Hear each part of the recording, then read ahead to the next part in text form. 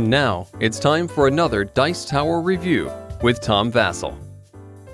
Hey folks, today we're taking a look at Creature College. In Creature College, you are capturing and fighting other people using creatures, which sounds an awfully lot like Pokemon, and I would not be surprised if Pokemon players were a target of this audience, but I was attracted to it because I liked the artwork of the creatures. I thought it had a cute, silly style type theme, and it mixed a bit of bidding with attacking. Sounded interesting? Let's take a look.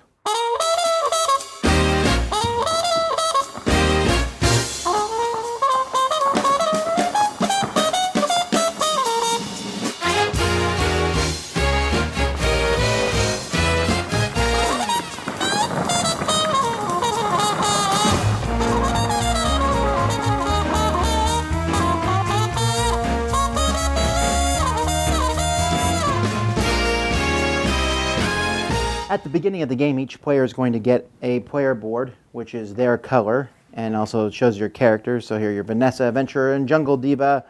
Here we have Hokai, the Ninja Creature Capturer, Derek, the creator of glow-in-the-dark fruit juice, and Mia, mutated cuddly pet creator. I don't know if she pets mutated cuddly pets, or if she's mutated. Who knows? Anyhow, you're going to put a token of each type at the beginning of each of the tracks: Earth, Air, Fire, Water, and Myth. You have 5 spots at the bottom, and you have 2 spots over here at the beginning of the game. You're going to draw some mission cards and choose one. The mission is going to show you how many creatures you need to have of certain types to score points at the end of the game. That you keep secret. You'll also be able to choose an ability card, which is going to give you an ability that you'll have. So this person gets +1 to their battle total in the ability area. Each player also has 9 discs. There's going to be exactly 9 auctions over the course of the game.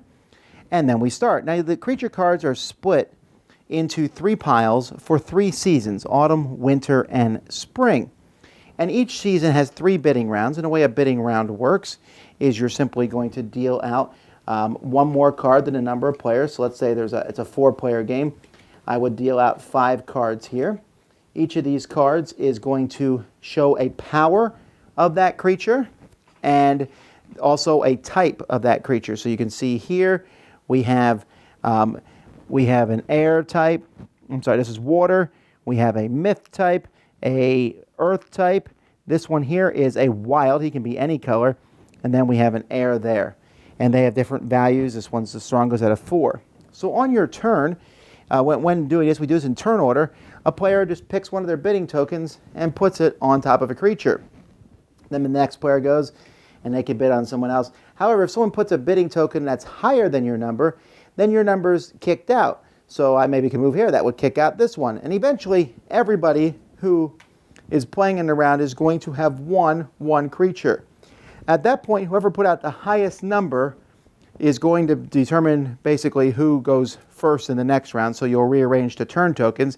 Everybody will take their creature in front of themselves, and you will move the track up 1 for the creature you've taken. So if I've taken a myth creature, for example, I would move this up 1.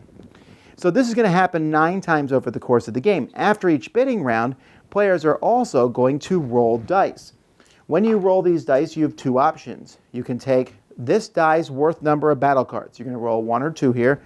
So I could draw 2 battle cards and add them to my hand of battle cards. Most battle cards just are simply a number, but this one here, for example, says double your lowest card.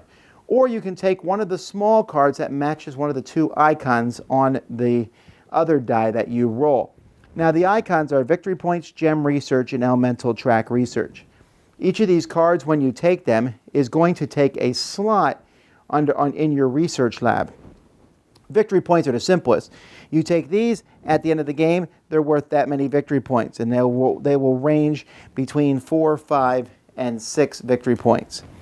Elemental track research are also very simple. When you take these, you are simply going to, at the end of the game, they allow you to move one of your tracks up by 1 or by 2 spaces. The gem researches are different. These are going to give you +1 or +2 gems when you win a battle, or if you lose a battle, sometimes they'll give you -1 gem that you will lose. Now this matters because after 3 of the auction rounds, there is a fighting round, and each player is going to determine they're going to fight the two players next to them on their right or left. They're going to pick which creature type they're going to do it with. So they're going to look at the creatures in front of them. So perhaps I have these creatures here in front of me. So I decided to attack my neighbors with myth, because I have 2 myths. I'm going to claim that this wild's a myth. So I attack them each with a 6. Now, if they have any myth cards defending, those cards will automatically defend against my total, and then each of us can play battle cards to increase our total, and whoever has the higher total is going to get 2 green gems worth 1 point at the end of the game each, and the loser is going to lose 2 gems. The winner has to tap their cards. They can't use them again. The loser does not. I mean, the attacker has to tap their cards. The defender does not. And you attack both people next to you, and you resolve 1 battle at a time. So each player will, in turn order, will go around and decide how they're going to attack their neighbors. Also, in each creature college pile, there is a Kevin the Gigapig who will show up. And when he shows up, players have to fight him with his strength. And if they win, nothing happens. But if they lose, they'll take that many negative gems. So this will happen. You'll have 9 bidding rounds and 3 fighting rounds against each other. And after that, the game ends. You're going to look and see where you are on each track. If your mission card is completed by your creatures, you'll get points from that. You will score the points on the missions track. You'll notice the farther it gets over, the more points. So you add all those together. You'll get points for straight up victory point cards that you have gotten over the course of the game. You'll add together these points plus remember, each green gem is plus 1 point, each red gem is minus 1 point, and whoever has the most points is the winner of the game. Now, I like Creature College. I think it's a fine game, but it is slightly flawed in a few ways. Let's talk about good stuff. There is the artwork, like I said, I really like the artwork. I like the components. Some people will probably have a problem with these cards because these are really mini cards. I understand why they made them mini so they fit on your board, but I might have made them a little bit bigger because they are quite small. But I like the artwork. I like the fact that it's pretty easy to tell what element a creature is from. The gems, there's a lot of them. The discs are easy. The whole thing has a bright, cheerful look to it, and I think that comes across as you play the game. I really like the bidding. I like that there's 9 discs. When are you going to use each one? If you go first and you play your 9, you are guaranteed getting the creature you have, but then you might not get one later on. So do you play your 1 on your first turn? Do you play the 1 when you don't really care what creature you get that time?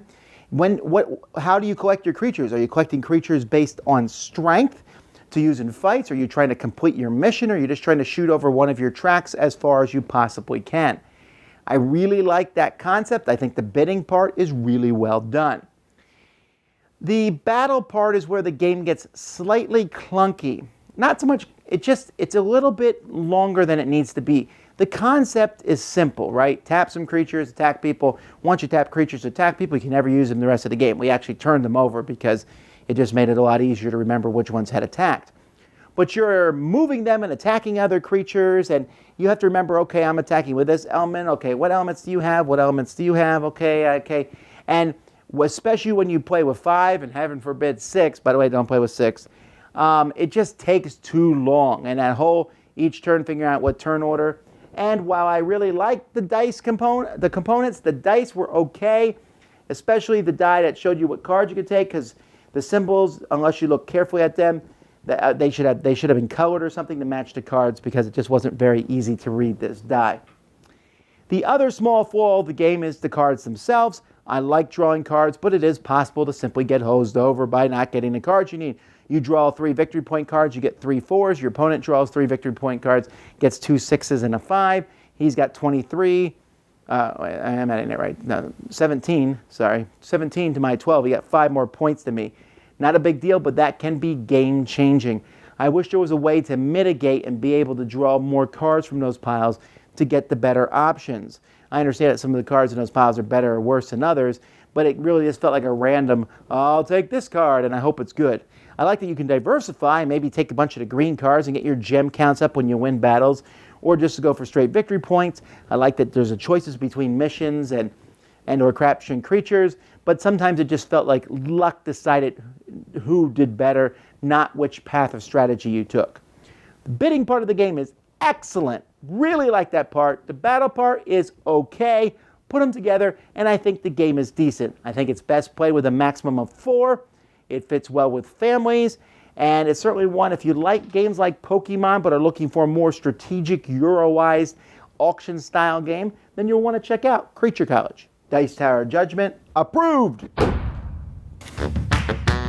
Thanks so much for watching the Dice Tower videos. Find more great videos and reviews, as well as our top-rated audio podcast at Dicetower.com. You can also find other great shows at Dicetowernetwork.com. I'm Eric Summerer, and you've been watching The Dice Tower. The Dice Tower is sponsored by Cool Stuff Inc., where you can find great games for great prices. Cool stuff in stock.